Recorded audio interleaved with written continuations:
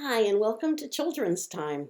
I'm so excited today because today is the day we get to light the first Advent candle as we're getting ready for Christ to come on Christmas Day. And this candle is called Joy. We think about the joy that Jesus brought. You see the joy behind me on both sides? Joy candle. And that's because when the angel went to Elizabeth to tell her she was going to have a baby and she'd waited for lots of times and never had one. And then she went to Mary and said, "You're going to have a baby too." And then when the shepherds and the wise men saw the star, they knew that the prophecy was fulfilled and they had great joy because they knew they were going to see Jesus. This is all in stories in Matthew 2 and Luke 2. So read them or you'll probably hear them in other places. So it's a day of joy. So it makes sense that the book I chose today is called Great Joy. And it's about a very caring little girl. She's about, I'm not sure, 6. Anyway, she has a role in the Christmas pageant as the star. And she not only does a wonderful job to that, she brings a lot of God's love to all who she meets. So let's listen. Great Joy by Kate DiCamillo. Pictures by Bagram Ibatulin.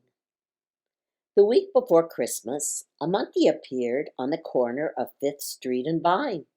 He was wearing a green vest and red hat, and with him was an organ grinder who played music for the people on the street. In the daytime, when the sun shone, the sequins on the monkey's vest shone. And from the window of her apartment, Frances could see the tin cup held out to the people who walked by.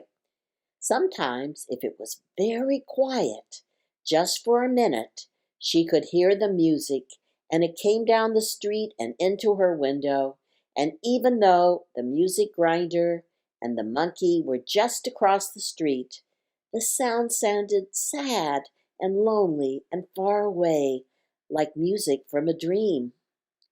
"Where do they go at night?" asked Frances. "Who?" said her mother. "Well, that man and his monkey." "Oh, Frances, don't ask questions that I can't answer. I'm sure that they go somewhere." "I'm sure," said her mother, "everyone goes somewhere. But where do they go?" she said again. "I have no idea, Frances." "Now I'm ready. Turn around. Oh, good. All I have to do is hem your angel costume," said her mother. "Have you learned your lines? Are you excited about the pageant?" That night, Frances made herself stay awake. Finally, at midnight, she tiptoed over to the window and looked out. All she saw was the organ grinder. But where was the monkey? At last she found him, tucked snugly under the organ grinder's coat. "Look at me," Frances thought as she stared at the organ grinder, and sure enough, he slowly looked up and took off his hat and raised it to her. The next day, at breakfast, Frances said to her mother, "They sleep on the street even though it's snowing." "Well, maybe they could come to dinner," said Frances. "Oh, Frances," said her mother, "they can't come to dinner. They're strangers." All that day it snowed, and when evening came and it was time to go to the pageant, Frances had to wear her boots. The snow was so deep. She and her mother left the house to go to church. On the corner, Frances saw the organ grinder and the monkey. She ran over and gave a coin to the monkey. "I get to be in the Christmas pageant," said Frances. "I have one line, and you should come. It's at the church just down the street." He just smiled at her, but his eyes looked very sad. At the church, everyone was already in their costumes. "Hurry," said the church director as he slipped her angel wings on. The shepherds walked out first, and then Frances did. She opened her mouth, but no words came out. She couldn't speak. All she could think about was the cold, sad organ grinder and his so sad eyes. The church was very quiet. Suddenly, the door opened and the organ grinder walked in. And Frances cried out, "Behold, I bring you glad tidings of great joy." And because the words sounded so right, she said again, "Great joy." Amen. The end.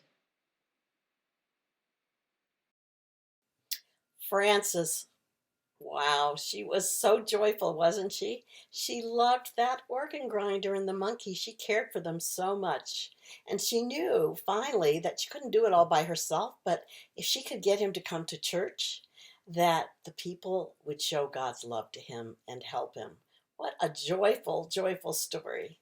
Well, a lot of us aren't like Frances. When we're feeling kind of empty or helpless, we go out and maybe we buy clothes. Frances really didn't care about her angel wings.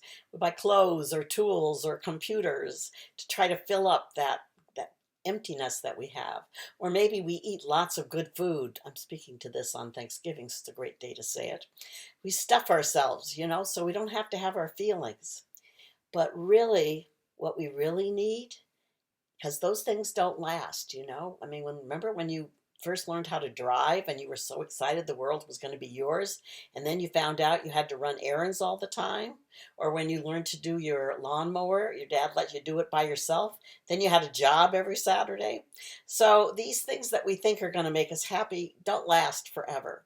But God does last forever. He is always there. So I'm going to do a little experiment for you and kind of show you visually what that looked like. Are you ready? This is my little science experiment here. So, first of all, these are things like clothes and toys and computers and things like that.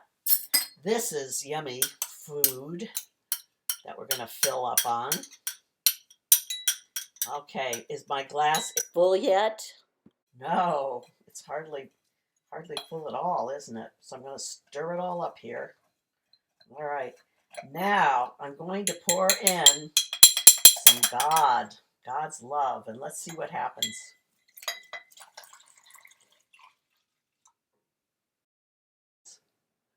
Whoa! Overflowing with God's love. That is great. Remember to show God's love in everything that you do and fill yourself up with that.